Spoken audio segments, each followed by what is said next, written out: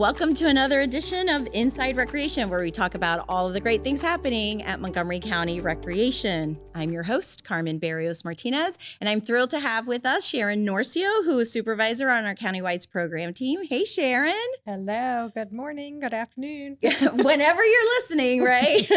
Thanks for joining us today. So, Sharon, we're talking about a really important topic today, therapeutic recreation. And so, we are so focused in the department on making sure that there are opportunities available for all ability levels, right? And so you really focus on that day in and day out. So let's talk a little bit about what therapeutic recreation is, right? For those who aren't quite familiar with the term. The therapeutic recreation programs are adapted programs for people with disabilities. They generally have a smaller staff ratio and smaller group size. And the activities offer more ability for folks with all different needs to be able to be successful and develop skills in recreation. We also offer inclusion support for folks who are able to go into our general programs, and we're able to offer modified supports in many of those programs as well. Okay, so a TR specific program, TR being therapeutic recreation, a TR specific program is for an individual with a disability, but our inclusion program helps individuals with disabilities participate in kind of general programming that's available to the rest of the public. Absolutely. So in therapeutic recreation, there's a continuum based on what your need is. So for instance, we may have somebody who needs adapted swim lessons to get comfortable in the water, to be able to go swimming, to have a little more instruction. And then, the goal is for them to then gain independence to be able to go to an inclusive program with the general public. So people can select what is the best match for them. We also have folks with hearing impairments and visual impairments who don't need a smaller group size. They just need an accommodation to be able to go to that program. So inclusion is the more realistic topic for them to pick an interest area for them. And then we are able to provide supports like an interpreter or large print or braille for somebody who needs those kind of supports to go to a general recreation program. Awesome. It's so great that the department offers this. So let's talk about the kinds of programming that we offer. So therapeutic recreation is like its own little recreation department. So there are aquatic programs, sports, arts, there are exercise and fitness programs. We offer kids' day out and summer camp programs. So it's a little bit of everything. And then it's just tailored to the age or disability group that we are focusing on. So we generally do elementary, middle, and high school as our groups. And then we have adult programming, which can be inclusive of anybody who's transitioning out of the school system into adult life. So we have all kinds of social opportunities for them once they hit the 15 and up range. So sometimes the age range changes a little bit from kind of general programming just because of the different ability levels that you've got. It is. And in Montgomery County schools, most of our camps don't go to age 21, but we serve all school ages. So our summer camps, our social programs all go up to age 21. So when they age out of school, then they go into the adult program. But for some, they may go into an adult program at age 18. Other folks may go at 21. But we do have camps and kids' day out programs and events that go up to age 21 for those students. Awesome. And then we do have sports leagues, right? Just like we have for the general public. So for our youth sports leagues, we have many folks who are in an inclusion environment. We have many youth who have learning disabilities, ADHD, and they go to a general basketball program or a lacrosse program. And then in the adults, we have separate leagues for the adults with disabilities. So we have soccer in the fall, basketball in the winter, and we just started a brand new kickball league this spring, which was a smashing success. You were telling me about it the other day, and the stories were so much fun to listen to. Yeah, the folks who come to the adult leagues, it's like a blacktop basketball type of model where we just divide the group based on skill level, and we divide them into A and B teams, and then we have scrimmages, and they play with their hearts and have a great time. Yeah, it definitely sounds like a good time. All right, so in addition to kind of the standard programming that we offer, we do a lot of special events for the TR community as well. We do. As a result of some of the parent focus groups, parents asked us to have sort of sensory friendly special events. So we have special event pool parties where the pool may be closed to the public and the folks with disabilities and their families can come in sort of a safe environment where there aren't as many people, not as much noise. And then some of those tag into open swim time. So for instance, we may have a swim party from 11 to 1, and then the pool opens up to the general public at 1 o'clock, and they're welcome to stay. But if it becomes too loud, too crowded, then they've had, some exclusive time at the pool and they can move on. So those are our Sunday fun day family swim parties. And then we also have seasonal workshops. And those could be a spooktacular Halloween event or a Santa's workshop where we use the Holiday Park Senior Center and we basically modify every room in the center to do something. So we have group games, we may have bounce houses, we have sensory rooms, depending on what the activity is. And then we have the jolly old guy with the white beard and in the Santa's Workshop event. And those are super fun because many of the families have said that community events like this are just overwhelming for their folks. They're too loud, they're overstimulating, and it just feels unsafe for them. So, or standing in line at the mall to go see Santa is very, very hard. So they're able to come to our event. And if they stand near Santa or behind Santa, it's a way that families can have that experience in a really safe environment. And the cool thing for us is Santa is one of our summer camp directors, so he knows a lot of the kids by name. So when they come up to see him, he can, address them by name, and he sort of knows whether they're going to want to sit on his lap or maybe they're just going to stare on him. But at least we feel like we've got a little bit of an advantage with our Santa because he's able to sort of accept the kids for where they are and what they're ready for. And the parents have found that that's a really great option. So we do about one of those a season. They are free, and we just ask people to register in advance so that we have enough materials and supplies.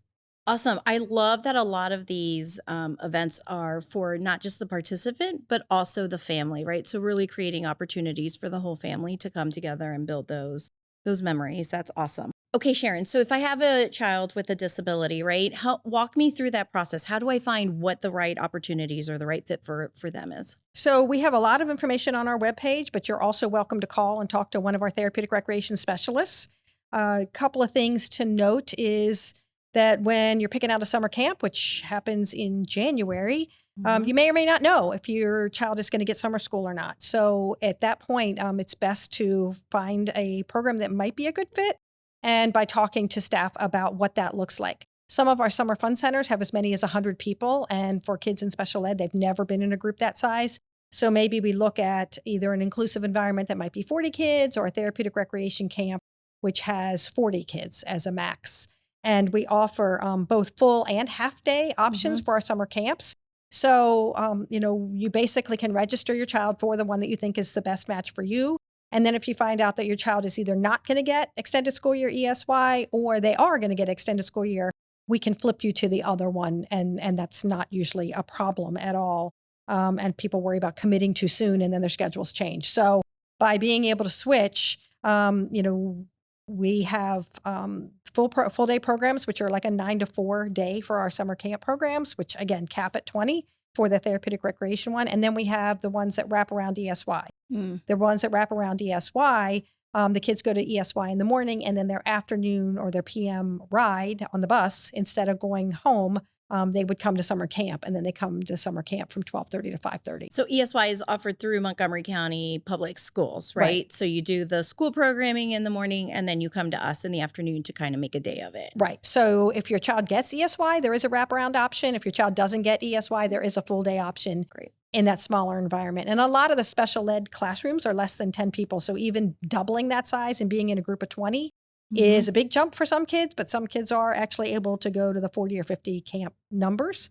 And also part of inclusion, they have to be interested in the subject matter. So if your child isn't super into athletics, signing them up for an all-day soccer camp where all they do every day is soccer may not be the best match. And so that's where we welcome phone calls and emails from parents to say, I live in this area, my child is this age, let's talk about what our options are. Sure. And so that way we're trying to find a good match ahead of time rather than react to it when the camps are full and then there's there's not as much room to be able to move people around. Right. And frankly, I mean, that's really a good piece of advice for parents of children of any ability level, right? I mean, really making sure that you're finding a camp or opportunity for them that piques their interest, right, is going to be important to making sure that your child is engaged and enjoying the activity that they're in. So we talked a little bit about MCPS, and so it reminded me when school's out, right? That can be a really hard day for any parent to figure out what the heck am I going to do with my kid today because I still have to go to work. But I can only imagine that it becomes a little bit more difficult when you have a child with disability. So tell me a little bit about the opportunities we have when school's out. So when school's out, we have Kids Day Out, and those are run throughout the department. Therapeutic Recreation has its own. Those are centrally located at Bower Drive Community Center. And we have an elementary school group and then a teen group. And so the elementary school group goes up to about 12, and then 13 to 21 is the older kids. And we offer a safe place for them to play. We pick themes for every one of those days. And so it could be School Spirit Day. It could be Olympic Day. It just every day is a theme. And we let folks know what those are going to be. And then we just program as if it's a camp day on those days out of school. And if you're interested in an inclusion options go up to age 12 at our community centers for the Kids Day Out model. And then we can, if you feel like the child needs extra support, we can look for inclusion support partners, which are high school kids looking for SSL hours who want a little bit of experience. And then we would pair them up with that child to sort of be their buddy at the Kids Day Out program and help them with transitions and time fillers and, breaking things down into simpler steps for them to be able to go into an inclusive model. Okay, so it's clear that you guys have a broad spectrum of programming. How do people find out about this? Where can they get more information on all of the great programs that you're running? So MoCoRec, the Montgomery County Recreation website is a great source. There's a guide, and you can download the digital guide based on areas you want to go to, ages, or you can just put in Therapeutic Recreation. And there are lots of opportunities there. Active Montgomery, you can do customized searches depending on what's available. If you have multiple kids, trying to figure out how to get everybody to where they need to be. And if you have specific questions, we have an email box, and it's rec.inclusion, INCLUSION, at montgomerycountymd.gov. And we monitor that several times a day, and people will ask us questions about, do we think things would be a right fit? How many people are actually in this specific program, because group size and the variety of activities in a program during the day make a big difference as to setting that kid up for success. Sure. So, and going on that email address, that's also where you would email if you need some sort of accommodation, right? So if Absolutely. you needed a sign language interpreter or Braille, you email rec.inclusion as well? Right. Rec.inclusion is our anything, any accommodations, ADA or beyond, is where we accept all those. And then if we need more information, we will reach back out to you and ask for a little more clarification. But that is the great place to start that conversation about where you are. And if somebody has their own one-on-one that will be coming with them, then we also need to clear that through that rec.inclusion mailbox as well. Okay. And how many days usually do you recommend that someone reaches out if you need an accommodation or you're going to have a companion, right? We're probably not going to email you right before the program starts. Right. So you want to give us as much notice as possible. Okay. We find that especially with interpreters and the inclusion support partners, it takes time to get bodies in place. To get large print obviously takes, me at the copier making large print. So that's not so bad. But trying to get other bodies lined up to get to the location where you have registered takes a little bit of time. So we ask that you give us as much notice as possible. And the smaller the window, unfortunately, the less chance we have of finding somebody. Right. So the bigger window, the bigger chance of success. So as soon as you register, email and let us know what you're going to do and what you need, and we'll work to make it happen. Absolutely. Okay, great.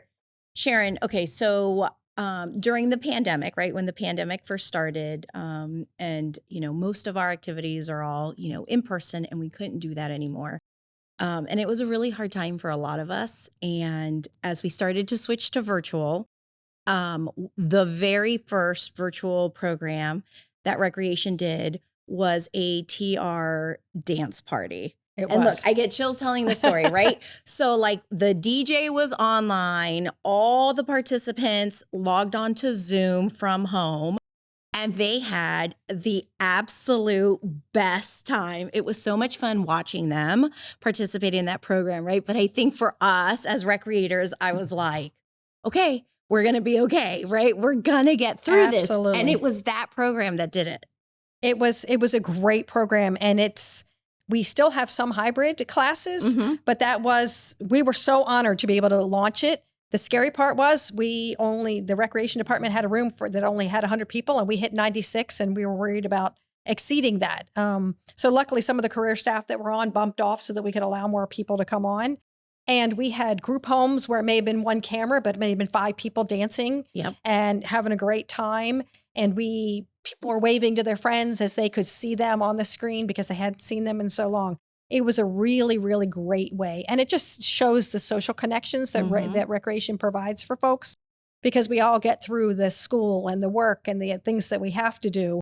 But, we get to provide the fun and the parties. And our Saturday night socials, we are back in person.